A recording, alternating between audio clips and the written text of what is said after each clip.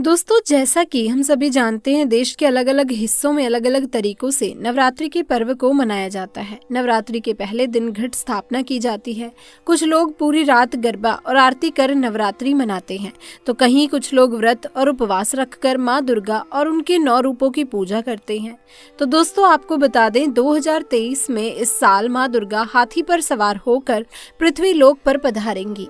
शास्त्रों में वर्णित है कि मान्यताओं के अनुसार अगर शारदीय नवरात्रि पर यदि माता दुर्गा का आगमन उनके वाहन सिंह पर ना होकर, मान्यता है कि माता दुर्गा का हाथी पर सवार होकर आना भी बहुत ही शुभ और मंगलकारी माना जाता है। जीवन सुखमय हो जाता है, भक्ति का भरपूर लाभ भक्त जनों को मिलता है। दोस्तों, इस बार नवरात्रि पूरे 9 दिन तक मनाई जाएगी, ना एक भी दिन कम और ना ज्यादा। पूरे 9 दिन तक मनाई जाएगी। माँ शेरावाली की विशेष रूप से पूजा आराधना की जाएगी। तो दोस्तों, देवी दुर्गा ने आश्विन के महीने में महिषासुर पर आक्रमण कर उससे 9 दिनों तक युद्ध किया और 10वें दिन उसका वध किया। इसीलिए इन 9 दिनों को शक्ति की आराधना के लिए समर्पित कर दिया गया। शारदीय नवरात्रि का महापर्व इस बार 2023 में 15 अक्टूबर दिन रविवार से शुरू होकर 23 अक्टूबर सोमवार के दिन समाप्त होंगे। ऐसे में शारदीय नवरात्रि पर माता दुर्गा की कृपा पाने के लिए कलश स्थापना का शुभ मुहूर्त है 15 अक्टूबर को दिन में 11:44 से दोपहर 12:30 तक। दोस्तों, मुहूर्त में की गई पूजा बहुत ही शुभ मानी जाती है। इससे समस्त देवी देवताओं की कृपा प्राप्त हो जाती है और पूजा पाठ का फल कई लाख गुना प्राप्त होता है। तो दोस्तों, अब हम जानते हैं कि नवरात्रों के दौरान क्या नहीं खाना चाहिए और क्या नहीं पीना चाहिए और कौन सा ऐसा फल है जिसे खाने से व्रत संपूर्ण और सफल हो जाता है। लेकिन दोस्तों, उससे पहले ये बता दें कि व्रत एक ऐसी चीज है जिसे अगर हम अपने सच्चे मन से नहीं रखते हैं तो हमें उसका पूर्ण फल प्राप्त नहीं होता। यानी कि कभी भी मन मारकर व्रत नहीं करना चाहिए, क्योंकि उससे हमें उसका पूर्ण फल प्राप्त नहीं होता। और अगर हम कम करें लेकिन अपने मन से करें तो माता रानी उसका पूरा फल हमें प्रदान करती हैं। तो आइए दोस्तों, शुरू करते हैं। दोस्तों, नवरात्रि के दिन सेब जरूर खाना चाहिए। शास्त्रों में बताया जाता है कि भगवान के भोग में सेब आदि जरूर अर्पित किया जाता है। अगर आपका व्रत है तो आपको सेब जरूर खाना चाहिए।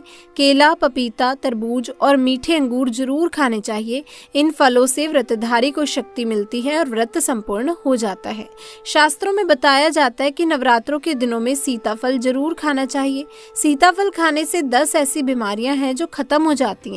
माना जाता है कि नवरात्रों के दिनों में सीताफल का घर में प्रवेश होना बड़ा ही शुभ माना जाता है। सीताफल खाने से नवरात्रि का व्रत सफल हो जाता है, क्योंकि इसमें माता सीता का आशीर्वाद मिला हुआ होता है। नवरात्रि के दौरान इसे जो भी खाता है उसे दुखों का सामना नहीं करना पड़ता। सीताफल आपको जरूर खाना चाहिए। दोस्तों, नवरात्रों में व्रतधारी को डब्बाबंद लस्सी, डब्बाबंद जूस नहीं पीना चाहिए। उसमें कई केमिकल मिले होते हैं जिसके कारण आपका व्रत टूट सकता है। जब भी आप फलों का जूस पिएं तो याद रखें उसमें बर्फ नहीं डालनी चाहिए। फलों का सादा जूस पीने से व्रत सफल हो जाता है। दोस्तों, नवरात्रि के दौरान सिंघाड़े का आटा या कुट्टू का आटा खाने से पहले ये देख लें कि आटा पुराना नहीं होना चाहिए, क्योंकि पुराने आटे में कीड़े वगैरह पड़ जाते हैं जिसके कारण आपका व्रत टूट सकता है। क्योंकि ये छोटे छोटे कीड़े हमें दिखाई नहीं देते और आपके मुंह तक पहुंच जाते हैं। ऐसा आटा खाना मतलब कीड़े मकोड़ों का मांस खाने के बराबर माना जाता है। दोस्तों, नवरात्रि के दौरान आप शाम के समय खाने में दही ले सकते हैं, आलू वगैरह खा सकते हैं, साबूदाने की टिक्कियां बनाकर खा सकते हैं, साबूदाने के और आलू के पापड़ भी खा सकते हैं। कई सब्जियां तो ऐसी हैं जो नवरात्रि के दौरान भोजन में शामिल कर सकते हैं। इससे आपको एनर्जी मिलेगी और व्रत सफल हो जाएगा। नवरात्रि के दौरान आप दूध भी पी सकते हैं जो आपको ताकत देगा। चाय वगैरह भी पी सकते हैं, लेकिन याद रहे व्रतधारी को पेट भर खाना यानी कि गले तक भोजन नहीं करना चाहिए, नहीं तो व्रत रखने का कोई भी फायदा नहीं होगा। थोड़ा थोड़ा दोस्तों आप खा सकते हैं। तो दोस्तों, नवरात्रि के 9 दिन आदि शक्ति माता दुर्गा को समर्पित होते हैं। नवरात्रि के 9 दिनों में माता रानी के 9 अलग अलग स्वरूपों का पूजन किया जाता है। नवरात्रि के 9 दिनों में माता रानी को अलग अलग स्वरूप के हिसाब से अलग अलग पुष्प, अलग अलग भोग अर्पित किए जाते हैं। लेकिन क्या आप जानते हैं, कुछ ऐसी वस्तु हैं जिन्हें नवरात्रि के दौरान भूल कर भी माता रानी को अर्पित नहीं करना चाहिए।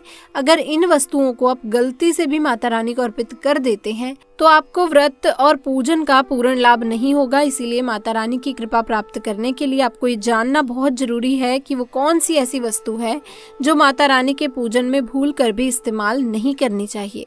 तो आइए दोस्तों जानते हैं। सबसे पहले, नवरात्रि के दौरान शादीशुदा महिलाओं को सफेद कपड़े पहनकर पूजा पाठ नहीं करनी चाहिए। साथ ही साथ काले कपड़े भी नहीं पहनने चाहिए। इससे पूजा व्रत आदि खंडित हो जाते हैं। माता की चौकी जब आप लगाएं तो उसके नीचे कागज नहीं लगाना चाहिए। माता की चौकी हमेशा लाल रंग के कपड़े को बिछाकर ही बनानी चाहिए। हमेशा याद रहे, नवरात्रों के इन 9 दिनों तक व्रतधारी को अपना आसन माँ की चौकी के आगे ही लगाना चाहिए और वहीं पर आपको सोना चाहिए।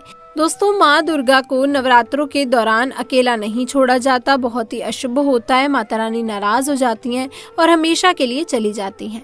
नंबर 2, नारियल। दोस्तों, हिंदू धर्म में नारियल को समृद्धि, धन, श्रद्धा और सम्मान का सूचक माना जाता है। नारियल को श्रीफल भी कहा जाता है। नारियल को सुख समृद्धि में वृद्धि करने वाला माना जाता है। नारियल का हर मांगलिक कार्य में विशेष महत्व होता है। जैसे कि आप सभी जानते हैं, माता रानी के कई मंदिर में नारियल से बलि भी दी जाती है और माता रानी के पूजन में नारियल का इस्तेमाल हम सभी करते हैं। खासकर कलश की स्थापना नारियल रखकर ही की जाती है। माता रानी के पूजन में हम नारियल इस्तेमाल करते समय कुछ गलतियां कर बैठते हैं। दोस्तों, नारियल कई प्रकार के होते हैं। एक हरा, दूसरा सूखा, जिसके अंदर पानी होता है। जिस नारियल के अंदर पानी होता है, माता रानी के पूजन में सदैव पानी वाला और जटा वाला नारियल ही इस्तेमाल करें। नारियल आपका पूर्ण होना चाहिए। नारियल चटका हुआ, टूटा हुआ ना हो, क्योंकि दोस्तों साबुत नारियल ही पूर्ण और पवित्रता का प्रतीक होता है। साबुत नारियल ही सुख समृद्धि का प्रतीक है। साबुत नारियल को ही श्रीफल यानी कि माँ लक्ष्मी का फल कहा जाता है। नवरात्रि में माता रानी के कलश की स्थापना करते समय जटा वाला यानी पानी वाला नारियल ही कलश पर स्थापित करना चाहिए। साथ ही ये ध्यान रखना चाहिए कि नारियल को सदैव कलश के ऊपर लेटाकर रखना चाहिए। घट स्थापना करते समय कभी भी नारियल को खड़ा करके नहीं रखा जाता। नारियल को सदैव लेटाकर कलश के ऊपर रखा जाता है। साथ ही नारियल को स्थापित करने से पहले आप नारियल को लाल कपड़े में लपेटकर या फिर लाल चुनरी से बांधकर नारियल को कलश के ऊपर स्थापित कर दें। शास्त्रों के अनुसार कलश के ऊपर जब सही तरीके से नारियल रखा जाता है और सही प्रकार का नारियल रखा जाता है, तभी ही व्रत और पूजन का पूर्ण फल प्राप्त होता है। ये भी ध्यान रहे कि महिलाएं माता रानी को नारियल अर्पित तो कर सकती हैं, लेकिन कभी भी माता रानी के सामने नारियल को भूल कर भी ना तोड़े, क्योंकि दोस्तों नारियल बीज रूप होता है और स्त्रियां बीज रूप से शिशु को जन्म देती हैं। इसीलिए कभी भी महिलाओं को नारियल नहीं तोड़ना चाहिए। अब दोस्तों, नंबर 3, लौंग। लौंग हम सभी माता रानी के पूजन में इस्तेमाल करते हैं, लेकिन लौंग का इस्तेमाल करते समय एक बहुत बड़ी गलती हम कर बैठते हैं। हमेशा ध्यान रखना चाहिए कि माता रानी को सदैव फूल वाली लौंग ही अर्पित करनी चाहिए।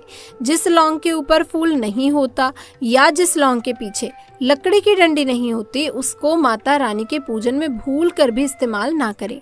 फूल वाले लौंगों को ही पूर्ण माना जाता है और माता रानी के पूजन में कोई भी अपूर्ण वस्तु, कोई भी खराब वस्तु या टूटे हुए अक्षत इस्तेमाल नहीं करने चाहिए। इसीलिए सदैव माता रानी के पूजन में फूल वाली लौंग का ही इस्तेमाल करें। दोस्तों, नंबर 4, तुलसी के पत्ते अर्पित नहीं करने चाहिए। माँ दुर्गा के पूजन में तुलसी पत्र का इस्तेमाल करना वर्जित माना जाता है। तुलसी पत्र के अलावा आंवला भी माता रानी को अर्पित नहीं किया जाता और दूर्वा भी माता रानी को अर्पित नहीं करनी चाहिए। दूर्वा भगवान श्री गणेश को अति प्रिय है। नवरात्रि के दौरान आप भगवान गणेश को दूर्वा अर्पित कर सकते हैं। भगवान विष्णु जी को तुलसी के पत्ते अवश्य अर्पित कर सकते हैं, लेकिन माता रानी को भूल कर भी तुलसी के पत्ते या दूर्वा अर्पित ना करें। माता रानी को सफेद फूल भूल कर भी अर्पित ना करें। माता रानी को सदैव लाल रंग के फूल अर्पित करने चाहिए। लाल रंग के फूल अति प्रिय होते हैं। शास्त्रों में बताया जाता है कि घर में माता रानी की 2 या 3 मूर्तियां या फोटो नहीं होनी चाहिए। इस बात का भी दोस्तों विशेष ध्यान रखें कि माता रानी के पूजन में कोई भी खंडित चीज इस्तेमाल ना करें। खंडित चीज जैसे कि चटका हुआ या टूटा हुआ दीपक या फिर चटका हुआ कोई भी बर्तन। साथ ही ये भी ध्यान रहे कि लोहे के और प्लास्टिक के बर्तन आप माता रानी के पूजन में इस्तेमाल ना करें, क्योंकि प्लास्टिक के चाइनीज बर्तन हड्डियों के पाउडर से मिलकर बनते हैं। ऐसा ना करें। ऐसे बर्तनों को माता रानी के पूजन से सदैव दूर रखें। माता रानी को जो पुष्प अर्पित कर रही हैं उन्हें सूंघे नहीं। सूंघे हुए फूल, गिरे हुए फूल या मुरझाए हुए फूल माता रानी को अर्पित ना करें।